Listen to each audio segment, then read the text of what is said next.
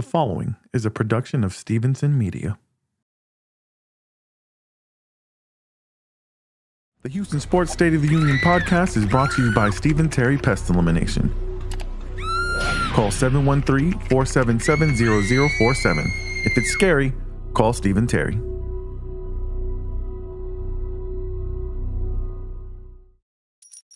Want to tip the host? Just scan the QR code or click the link in the description. Get a free Houston Sports State of the Union podcast t-shirt with a donation of $50 or more.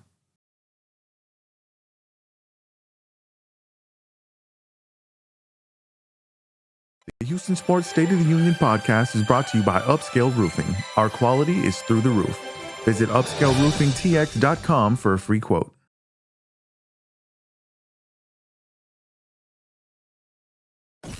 This is the Houston Sports State of the Union podcast. Ladies and gentlemen, the president of Houston Sports Nation, Nick Stevenson.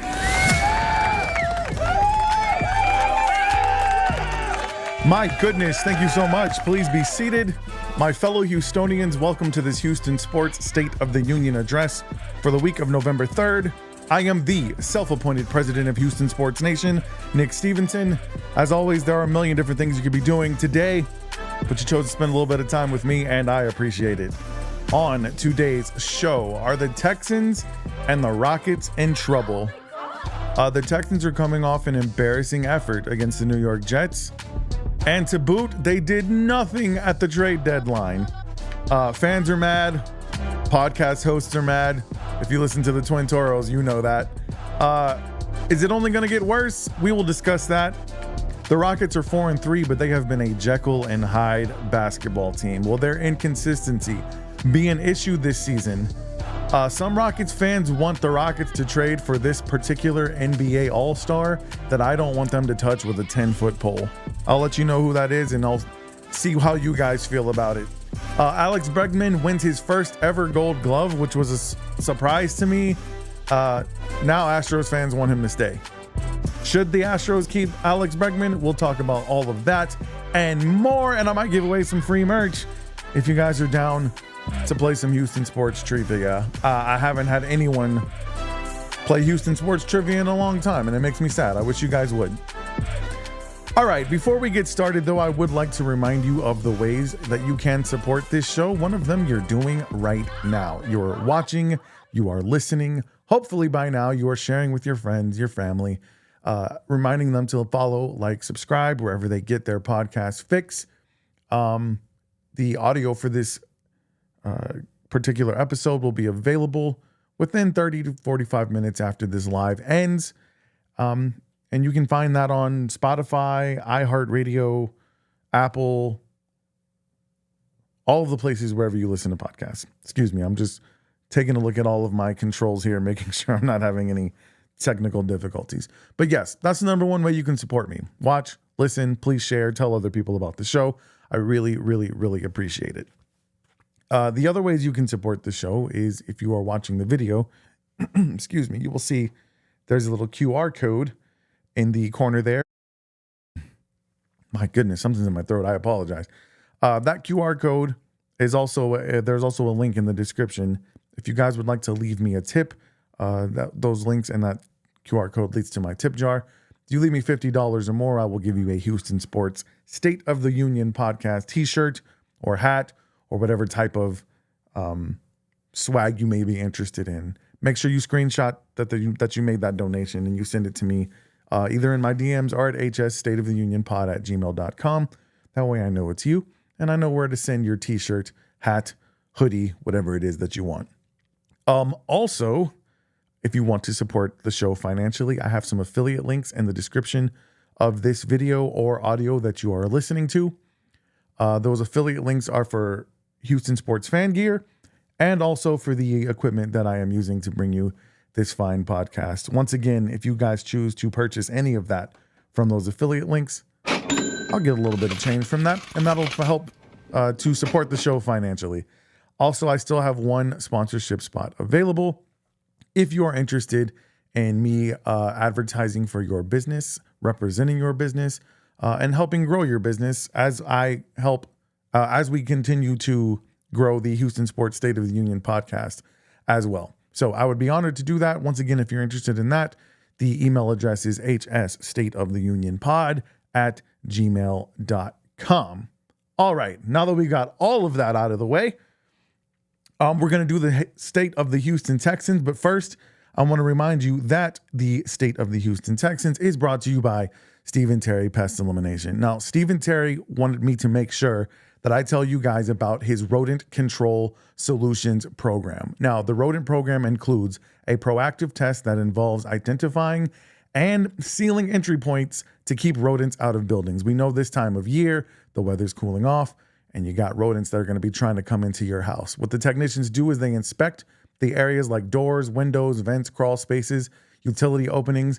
Then they use rodent-proof materials such as steel mesh, sealants, and other weather stripping to block access. This method prevents infestations without relying solely on traps or chemicals, making a sustainable long-term solution for rodent control. Now, what type of guy who makes his money by helping you get rodents out of your house would be willing to show up and have the rodents and to set up a situation where the rodents cannot get in your house? Stephen Terry is that guy. Once again, family-owned business, and he is servicing Southeast Houston and all surrounding areas. He's the man, and I appreciate him for sponsoring this show. If it's scary, you need to call 713-477-0047. Once again, let him know that you heard about us or heard about him on the Houston Sports State of the Union podcast. He'll give you 10% off of your initial service. Now, this inspection for the rodent service, that is free. So you call him and let him know that you would like to have an inspection of your home done. And what he will do is help you find the spaces in your home where rodents might get in. And he will do that for free. And then you guys can discuss what type of work may need to be done to keep the rodents out of your house. So once again, that's 713-477-0047. If it's scary, call Stephen Terry. Okay. The Houston Texans. A lot of fans are not happy with them right now, but they're 6-3, Nick. Yes, I know. I understand that. And you know me, I'll get to the silver lining later, but the Texans being 6-3 is not, it's not making fans happy. And it's because of the way that they are 6-3. They just came off a really embarrassing loss to the Jets. I guess Vegas knew something because the Jets were favored in that game. But a lot of Texans fans were kind of insulted by that. They felt like, hey, the Texans are 6-3 and are 6-2 at the time. And the Jets are 2-6. Why the hell would they be favored over the Texans? Is that disrespect? And then we found out why. Now, losing Stephon Diggs for the season the week prior, we knew that the offense would probably struggle a little bit. The offense was struggling with Stephon Diggs. But I think the Texans were counting on the fact that the defense would play really well against Aaron Rodgers and the Jets. And honestly, they did. That was what's really disappointing about the game. It's because, once again, and I sound like a broken record, the offensive line was terrible. It was absolutely awful. And CJ Stroud has been sacked, I think, 26 times now this season, or 30 times. I'm sorry. He's been sacked 30 times, which is the second most in the NFL. And if anyone watched the Twin Toros yesterday, which, note to self, do not drop a brand new episode on election night. I don't know how not as many people as normally would saw the Twin Toros yesterday, because I'm sure you guys were all preoccupied staring at your TVs, looking at maps and whatnot. But we did drop a video yesterday, and you may have noticed that Ruben was not in a great mood. We, on purpose, waited until after the trade deadline because we said to ourselves, if the Texans do something, we don't want our video to come out and be irrelevant. We want to make sure we talk about whatever move that they made at the trade deadline. Well, they did make one move. They traded Khalil Davis away to the San Francisco 49ers. Way to go, D'Amico. Helping your old team out, I see. How did we feel about that? It's kind of puzzling, to be honest. It didn't excite anyone, obviously, because what you got back in return was a 2026 7th round pick. Yeah. So Ruben was not happy, and he was he was very, very he wasn't able to hide it. He was wearing his emotion on his sleeve for sure. And he did not want to hear any of the positive spin / silver lining that I tried to put on this entire thing for him. He wasn't having it. And I understand that. It's cool. I'm sure we can all relate to when we're in a bad mood. Sometimes somebody trying to cheer us up just pisses us off even more. And that's probably what I did to Ruben yesterday. Ruben, if you're listening, I'm sorry, buddy. Was not my intention. But the Texans' offensive line has been bad. And if they continue to be bad, CJ Stroud is going to get hurt. Now, Ruben was upset because he felt like the Texans should have made some type of move for an offensive lineman. And one of the reasons that I was probably irritating him is because I said one offensive lineman wasn't going to fix this. And the Texans don't have any cap space. I believe they have $5.4 million in cap space. There's only 10 teams in the league with less cap space than the Texans have. And finding someone to give you a good offensive lineman make money. They make good money. The odds of you finding a team to give you up an offensive lineman and, oh, hey, by the way, can you cover a portion of their contract this season because we can't afford it? The odds of that happening were probably pretty slim. Now, is it impossible? No.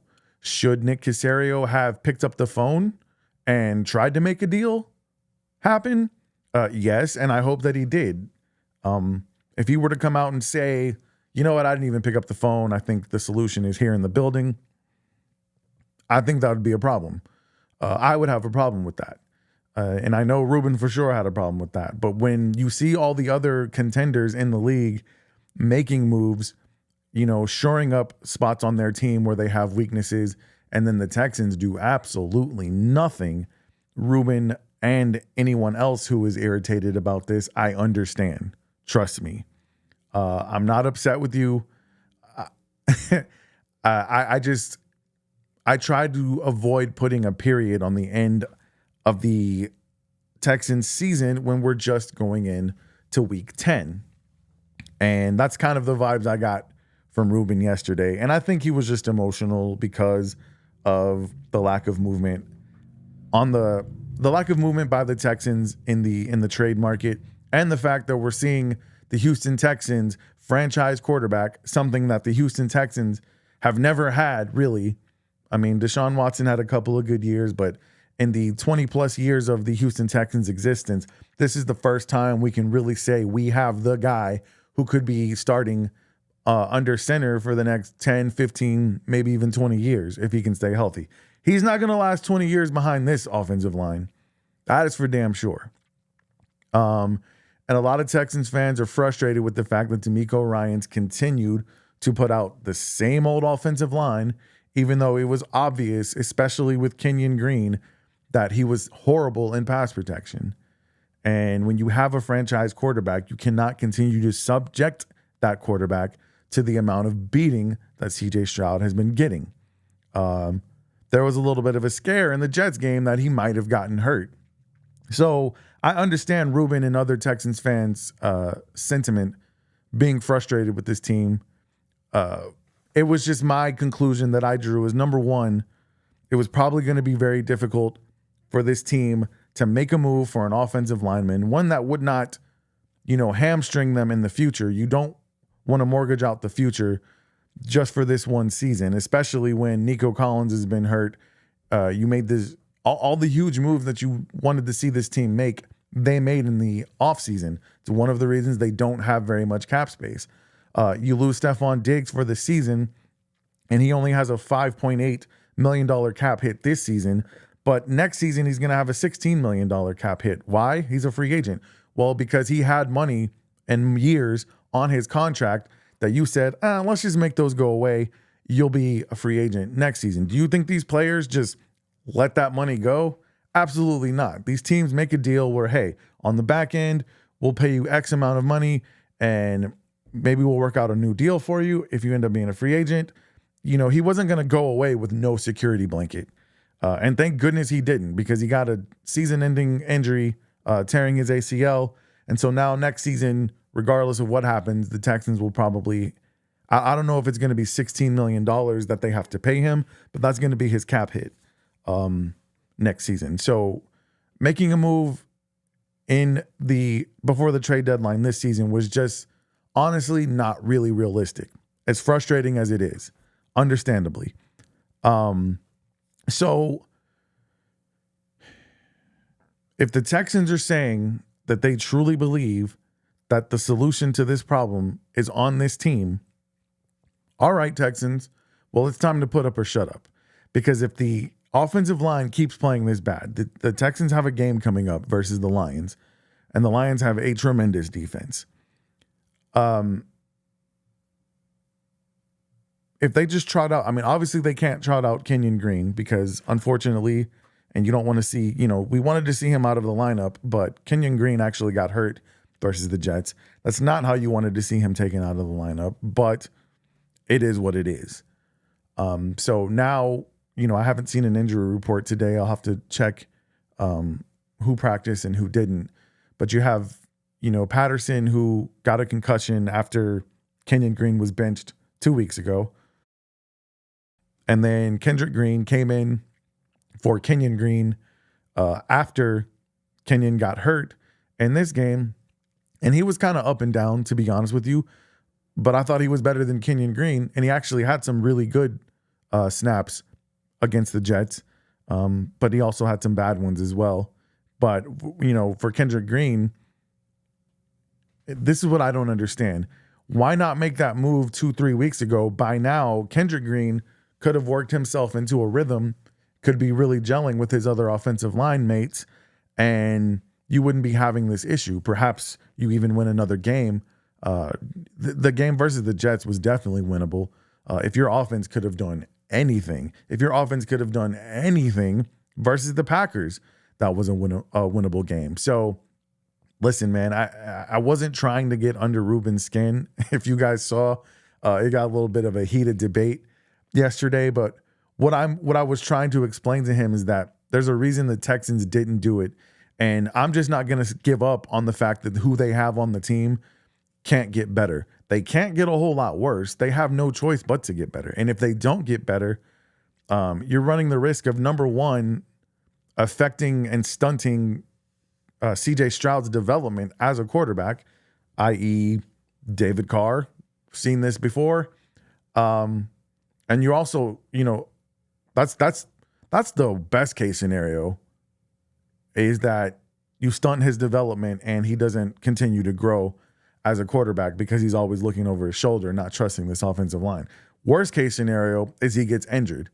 And that's what nobody wants to see. Nobody in the NFL wants to see that. The NFL is a better league with CJ Stroud in it, balling and playing good football.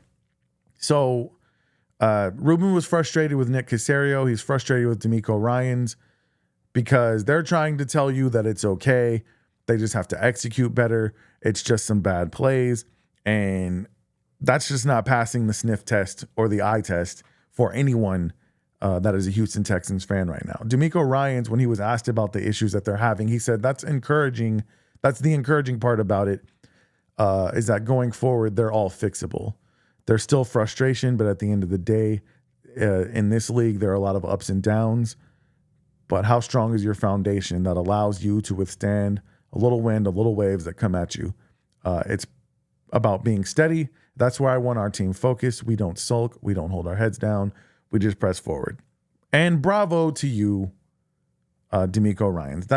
I told Ruben yesterday, I said that's probably exactly what he would say if he was still wearing a uniform and he was in the middle of that huddle as the captain of the defense. And what else do you want him to say? That's what he has to say. You want him to say, oh, we suck. This season's over. It's never going to get better. Come on, man. Like these players are not going to get any better if their coach doesn't believe in them. But their coach is going to have to make some tough decisions, whether it's personnel. Whoever plays well is who plays. I don't care what your contract is. I don't care how long you've been in the league. I don't care how friendly I am. I don't care if we go eat dinner and lunch together. Like, whoever plays well needs to be the person who plays, because you have a franchise quarterback that is going to get killed if he continues to take the type of hits that he's taking. For me, I think it's about the coaching. Like, you have professional NFL players on your squad. You need to be able to coach them up to play better football. And really, that's all there is to it. Play better. Be better. There is no choice but to be better. And if they're not better, then I'll be honking and blaring the same horns and alarms that Ruben has been doing about how somebody needs to get fired, somebody needs to get cut off the team. But it's still, I try to put things into perspective. The Texans are 6-3. They are on pace to have more wins than they had last season already. The season before, you only won 2 games. So I know we all want instant gratification. I made the analogy or the comparison. I believe Andy Reid was hired in 2013 by the Kansas City Chiefs. He didn't win the Super Bowl until 2020. He came in there and he established a culture. He had to establish. Now, keep in mind, eventually he got maybe the greatest quarterback of all time. But still, when Patrick Mahomes got there, there was already a culture in place. The Kansas City Chiefs were a winning football team. He was really pretty much that last piece that they needed. Once again, Andy Reid is an offensive coach with a great offensive line. But he had to establish that. That didn't happen overnight. And the Houston Texans, I know we want it to happen overnight. They had a great offseason, great draft. They've had a few good drafts in the last few seasons, even before DeMeco Ryans got here. But this is a process. There's a maturation. You don't go from 2 wins to 10 wins to the Super Bowl and winning it. It's pretty rare. Even when the San Francisco 49ers got Harbaugh, and I believe they only had 2 wins before he got there, and then I believe they went to the NFC Championship game as they were the number 1 seed in the NFC that year. And then I believe that's when they lost in the Super Bowl, if I'm not mistaken. Or maybe they lost in the NFC Championship game and then went to the Super Bowl the next year. I'm not a 49ers fan. I don't remember exactly how it went down, but it went down similar to something like that. But that's rare, to go from worst to first and then win a Super Bowl. It's just, I feel like the arrow is still pointing up for the Texans. And even though there are aspects of this season that have been disappointing, watching them against the Jets, especially on ESPN live with a Jets fan in the room, that was hella disappointing. Like, I understand it. And I don't want to see CJ Stroud continue to get his head bashed in. But I'm not going to put a period at the end of this season. The way this team looks now is not necessarily how it's going to look after week 18. Now, if after week 18, this team still looks like this, then I'm going to have a problem. Then I'm going to say, hey, DeMeco Ryans, I'm not saying you need to be fired, but somebody on your staff needs to get fired. Find somebody else to call the offensive plays. Find somebody else to coach the offensive line. Hell, I'm already calling for Ken Strausser. I can't remember his first name now. This is the problem I have. I don't even know the offensive line coach's name because we haven't had anything positive to say about him or this offensive line. Strausser is his last name. I don't even remember his first name. But that dude, if the Texans don't look markedly better versus the Lions, and I don't even care if you can lose the game. If CJ Stroud is protected, then I say, hey, you got one more week, Strausser. You got one more week, Nick Caserio. I'm not sorry, not Nick Caserio, but this happens every week. Okay, Bobby Slowick is the name I was looking for. Bobby Slowick, you got one more week to figure this out, or Texans fans are going to start rightfully so. I don't know that you fire Bobby Slowick. Like, that's a little extreme to me, but like DeMeco, just hold somebody accountable. Something's got to change. You got to shake something up. And I think that's what was frustrating Ruben yesterday, is nothing is being shaken up over the last several weeks, and you're getting the same results. And, I hate to say this, but if it was Davis Mills back there, you probably don't care as much. Sorry, Davis Mills, but when you've got a guy who you believe is truly that guy, then you want to protect it, and you want to not see him keep getting bashed, slammed to the ground. He's going to get hurt. And then that could get somebody fired for sure. But why wait till that happens? Like, let's preemptively try to fix this issue. And that's what I believe the Houston Texans can and will do. They have no choice. If they don't, then this team's not what we thought they were, and this season's going to be a huge disappointment. And that's just the matter of the fact. That is a matter of fact. Excuse me. So, the state of the Houston Texans is, I'm not going to say it's bad. They're 6-3, for God's sake. Like, they're 6-3, but it needs to get better. It has the potential to go really, really bad, and I don't want to see that happen. All right, let's move on to the state of the Houston Rockets. Hit that button a little early, didn't I? The state of the Houston Rockets is brought to you by Upscale Roofing. That's right. Stephen Terry and his family are running two great companies, and I'm so thankful for having them both sponsor the Houston Sports State of the Union podcast. Your roof is the first line of defense against the elements. And you want to make sure that it's in good shape, and you want to make sure that the right people are doing it. Two guarantees with Upscale Roofing. They're going to be honest. They're going to treat you like family. And when they treat you like family, it's not like that weird uncle you don't like. It's the family you do like. They're going to treat you like the family that you love. So what you do, if you want a free inspection of your roof, after a storm, after, during hurricane season, we have very powerful thunderstorms even outside of hurricane season. But you want to make sure that everything's good, both before and after. So what you want to do is go on upscaleroofingtx.com and schedule a free inspection with Upscale Roofing. That's upscaleroofingtx.com. Let them know that the Houston Sports State of the Union podcast sent you. And once again, they can't give you a discount on free, but please let Steven know he's getting some bang for his buck by sponsoring us. And I really, really appreciate that. Upscale Roofing, our quality is through the roof. Okay. Another Houston team that's got a decent record. They're 4-3 through 7 games. That's good enough for 4th in the West right now. But if you've been watching this team, you could argue that if they were just more consistent, this team could easily be undefeated. In 2 of their 3 losses, they held at least an 18-point lead. They had a 20-plus point lead against the Spurs at one point before they lost that game. Had an 18-point lead in their very first game versus the Hornets. And they let the team come back and they lost those games. In another game, they were down by 31 points to the Warriors. Came all the way back to take the lead, get the game in overtime, and then in overtime, that inconsistency peeked its ugly head, and I think they scored like once in overtime in that game. And that was a game you could have won. Steph Curry did not play in that game. And you just had Ime Udoka. What I will say about him is he's going to find the combination of players on any given night who want to play hard and who want to play defense and who want to rebound. And on that night, unfortunately, it wasn't Alperen Şengün. He was benched for a lot of that game, which some Rockets fans are not happy about that. But Rockets fans who want to win games, you don't worry about if Alperen Şengün's feelings are hurt. You're not stunting his growth in any way. He's already gotten paid, so you're not preventing that from happening. I like the fact that Ime Udoka, he plays who's playing well.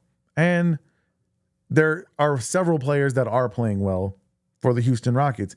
Jalen Green, his first 5 games of the season, he was incredible. I talked about it last week. He's had a couple of bad games in a row. And ironically, during those couple of bad games in a row, he has still had it going in clutch time. He's actually been really good in clutch time. Like fourth quarter Jalen Green is a thing. Like I said last week. He actually had a really, really good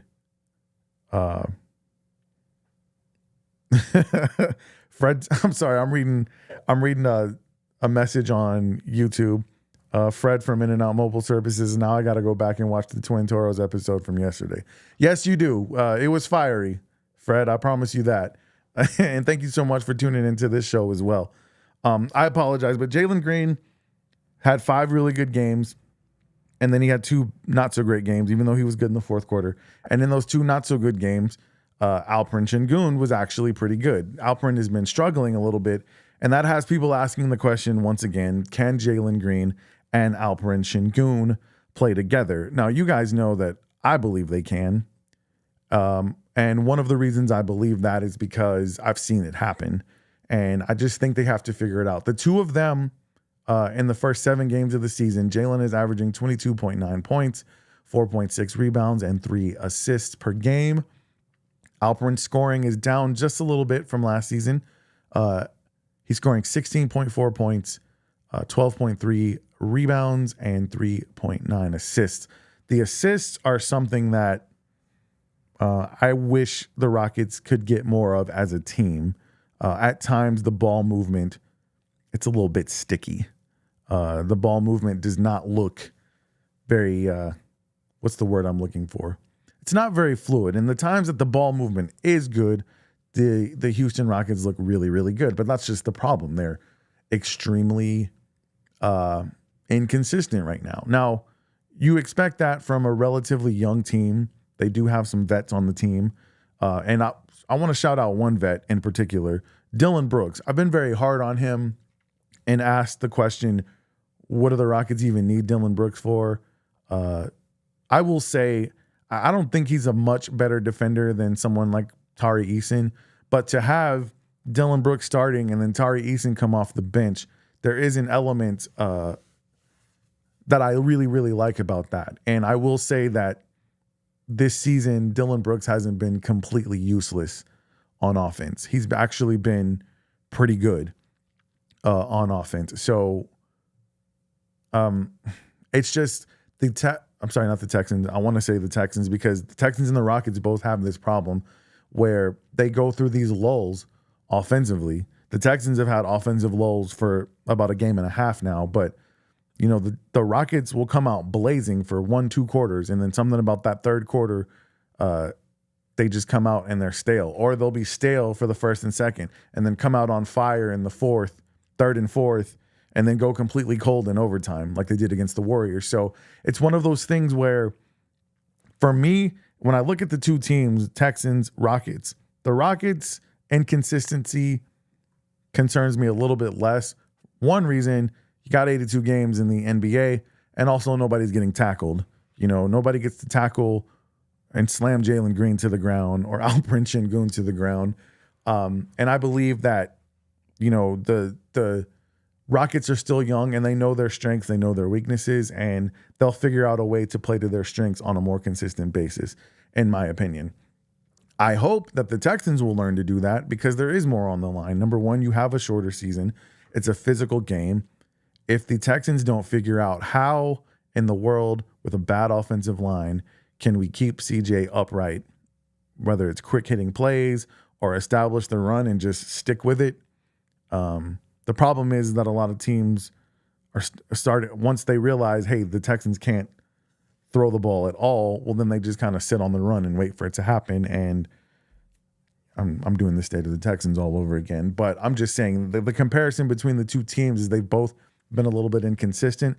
But I have more hope for the Rockets.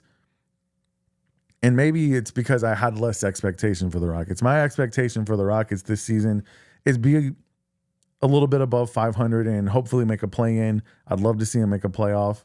When the Rockets are playing their best, though, they're really, really good. I love watching them play defense. I love watching them, you know, hustle for rebounds. When they fall into these lulls offensively, sometimes that makes their defense slip a little bit.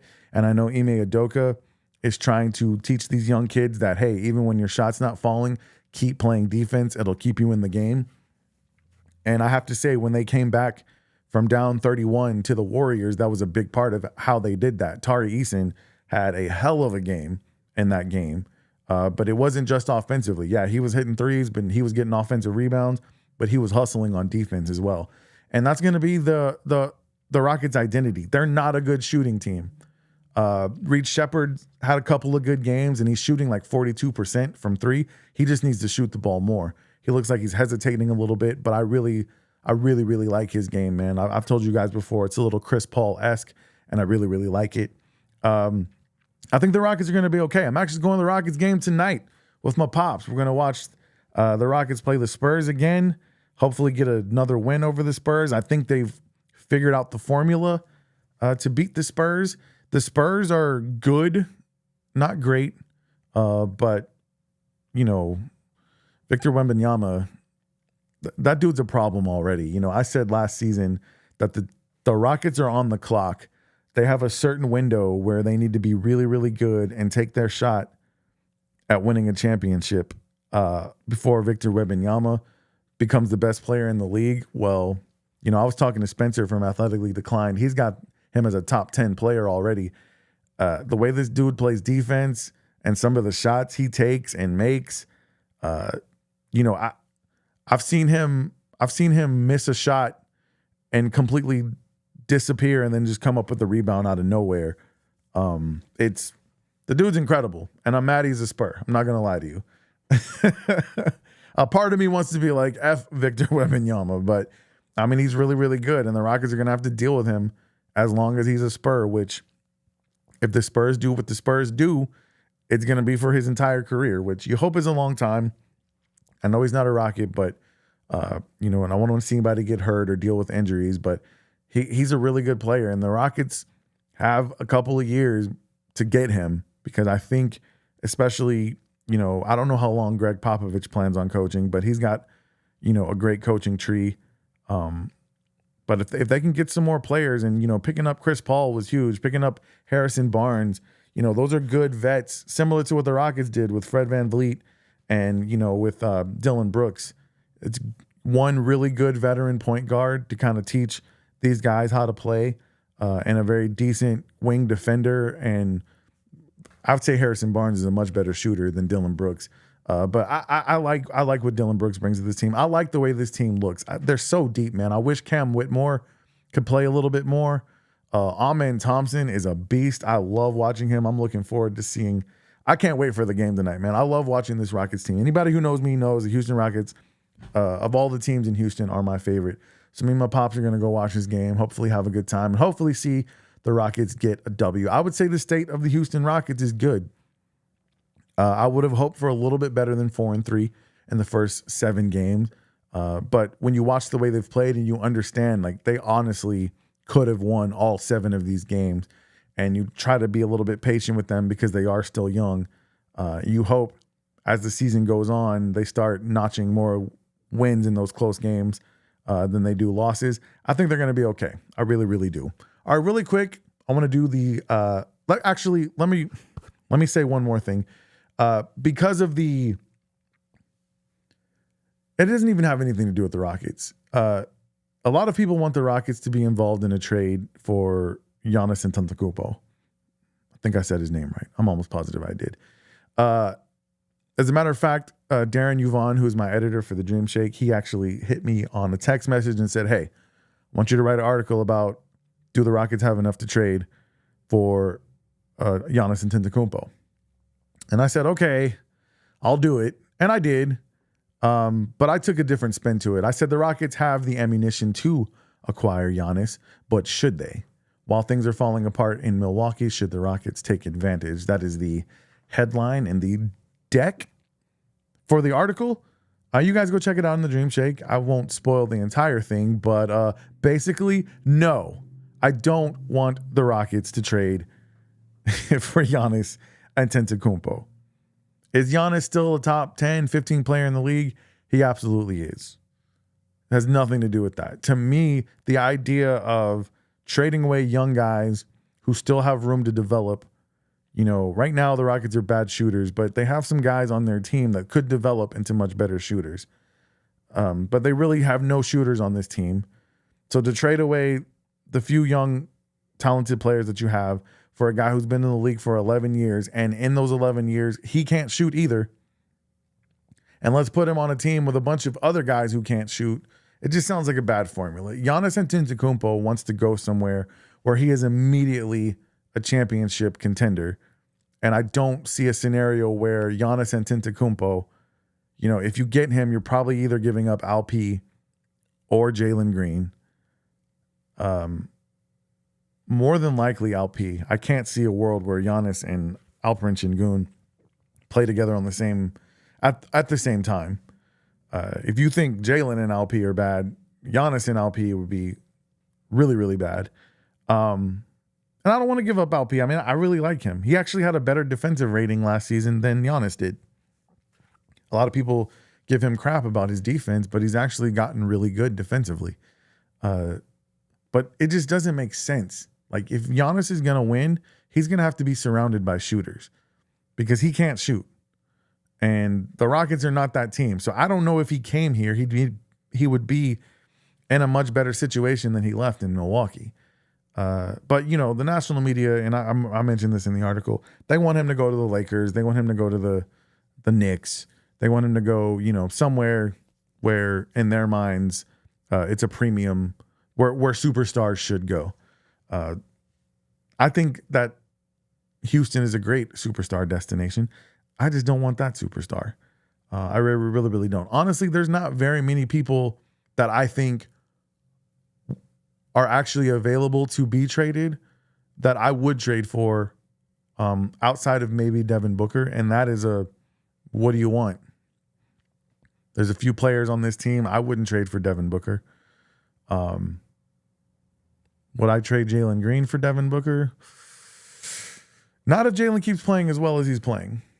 If he slips back into his inconsistent ways and, plays good for 3 weeks, bad for 3 weeks, the clock's ticking on Devin Booker as well, too. But I don't want anything to do with Giannis Antetokounmpo. And what I was happy about is I wrote that article, and everybody who read it, all the subscribers to the Dream Shake, and shout out to you guys, they all left comments, and most of the people that read it agreed with me. Like, absolutely not. No way in hell. And like I said, there's very few guys that I would trade people like Jalen Green, Cam Whitmore, Amen Thompson for. Most of the people I would trade them for aren't available. Like, maybe you trade one of them for Shai Gilgeous-Alexander or Victor Wembanyama, obviously. Maybe Ant-Man, but other than that, no. And none of those players are available. So I want to see these young guys stick together, develop some chemistry, develop a rapport with one another. This is one of the things I don't like about modern day sports is there's no more patience. Guys will team up, and if they don't win a championship within 2 to 3 years, then they give up on it. And that's just not how it used to be. Teams used to stick together, play together for 3, 4, 5 years before they decided, like, oh man, this isn't going to work. It's one of the reasons I wish Chris Paul would have stayed in Houston. But it is what it is. Players make a lot of money. They have a lot of ego, and they also have more power to go wherever they want to, much more than players did formerly. So, yeah, state of the Houston Rockets is good, though. I'm appreciating and enjoying watching this young team, and I'm going to have fun at the game tonight. Let's do the state of the Houston Astros really quickly. All right. Alex Bregman won his first Gold Glove, which, as great of a defender as he is, I guess I haven't been paying attention, but that really surprised me. I can't believe he hasn't won a Gold Glove before. But yeah, he did. And now Houston Astros fans want the Astros to bring him back. To be fair to Astros fans, there have been some of you who wanted him to come back before this happened. So the question is, should the Astros bring back Alex Bregman? You guys know where I stand on this. Yes, they should bring him back, but for the right price. He is older. I don't want to see him get one of those stupid 13-year contracts where he's like 50 years old when it's over, making $700 million a year. But for the right price, yeah, I want him back. I've said it 1,000 times. Alex Bregman is a good to slightly above average third baseman and baseball player in the regular season. In the post, he is a dog, man. And I'm not even going to count the stupid 2-game series that they just played, because you guys know how I feel about this extra wild card round that the MLB has going, not the Astros didn't play well offensively in either game that they played in the postseason this year. But how many times does that happen for teams where you have a couple of bad games and you need more than 3 games in the event that you do go into the playoffs with a slump, especially when you're the division winning team. You got to have more than 3 games to try to figure out a way to win a series. To play 162 games, this is repetitive if you've listened to my show already. I'm sorry, I'm just going to say it again. Play 162 games and have it decided that it's over and because you lost twice is stupid. I don't like it. But yes, I want the Astros to bring Bregman back. I don't know who his agent is, but I don't know if you guys saw this. Hunter Brown hired Scott Boras. And, Scott Boras, Astros fans used to hate that guy, and the Astros used to not have a very good relationship with him. But if I'm not mistaken, Scott Boras also represents Jose Altuve, and the Astros were able to work out a deal for him. So it gives you hope, maybe, in the future when it's time to negotiate a contract for Hunter Brown, that maybe Scott Boras and the Astros have a good enough relationship where they can work something out. You certainly hope so. Hunter Brown, a young pitcher that I would like to see in an Astros uniform for a long time, once again, for the right price. But yeah, that's really all the Astros news that I have as we get further into the offseason and those talks between teams start heating up. I've seen lots of rumors about Alex Bregman going to the Detroit Tigers. That would make sense, obviously, with AJ Hinch being there. But I'd like to see him in an Astros uniform. I like seeing guys stay and play their careers in one place. Now, when you get to that point where you're not good anymore or you're not as good anymore and you're making more money than you're worth, that's kind of a iffy situation. But I think Alex Bregman has probably done enough for this franchise, similar to the reason, the Astros played Jeff Bagwell and Craig Biggio several years longer than they really should have. If they didn't mean what they meant to this organization, they probably wouldn't have. I think Alex Bregman deserves that respect in this organization. He's done nothing but win, be a model citizen for the most part. I already hear the 2017 chatter in the background. He's been a model citizen. He's been good on and off the field. He deserves to have an opportunity to retire here if that's what he wants to do. But I'm sure he wants to make as much money as he possibly can. So we'll see what happens. But I want him to come back. State of the Houston Astros. The state of the union in Houston right now, I would say it's a little bit rattled because of the Texans. The Texans are not playing up to the standard that we had held for them at the beginning of the season. The Rockets, we know they could be a little bit better, and they've had some ups and downs. I would say the state of the Rockets is still good. And the state of the Astros, it's another thing that's a little bit shaky. There's a lot up in the air. There's a lot we don't quite know. How is it going to go? But overall, I still say it's a great time to be a sports fan in the city of Houston. It's a great time to do a Houston sports podcast, and that's why I'm doing 2 of them. If you guys haven't checked out the Twin Toros from yesterday, you guys go check it out. Ruben and I will be doing a preview video for the Texans versus Lions on his channel, which is 713 Houston Sports. You guys please go subscribe to that. Make sure you hit the notification bell so you don't miss anything. And I will see you guys for a Houston Sports State of the Union podcast next Friday. The show is shifting to Friday. Remember, guys, for the next couple of weeks, I'm shifting between Wednesdays and Fridays. But I just want to, before I let you guys go, remind you once again of how you can continue to support the show. Listen, watch, share with your friends, family. Remind them to follow, like, and subscribe on all the places that you can consume the Houston Sports State of the Union podcast. I will have my link tree in the description of either this video you're watching or the audio that you're listening to, so you can find all the places to subscribe, follow, all the social medias, all the places that you can consume content for this show. There's a QR code if you're watching the video, or if you're listening, there's a link in the description for my tip jar. There's another way you can support me. $50 or more will get you a Houston Sports State of the Union podcast t-shirt or hat or hoodie. Let's not go crazy though. Like, I'm not going to get you a car with Houston Sports State of the Union on it. But if you guys want some merch, I would love to give it to you. And lastly, there's affiliate links for Houston Sports fan gear, and there are affiliate links for the equipment that I'm using to bring you this fine podcast. If you purchase any of that, I will get a commission from that. And those are the ways you can support the show financially. I want to thank my sponsors, Steve & Terry, Pest Elimination, and Upscale Roofing. You guys make sure that you give both of those companies a look. If you need pest elimination, remember Steve & Terry is doing this rodent prevention treatment to your home now. And then you want to make sure your roof is in good shape either before or after a storm comes through. So you can get free inspections and free quotes on both of those things from both Steve & Terry Pest Elimination and Upscale Roofing. Steven, thank you so much for supporting the show, for supporting my dream and my business, and for supporting small business all over the Deer Park, LaPorte, Pasadena area. All right, guys, once again, the next episode of the Smells Like Middle-Aged Spirit. Did I just do that? Hell no. I'm so sorry.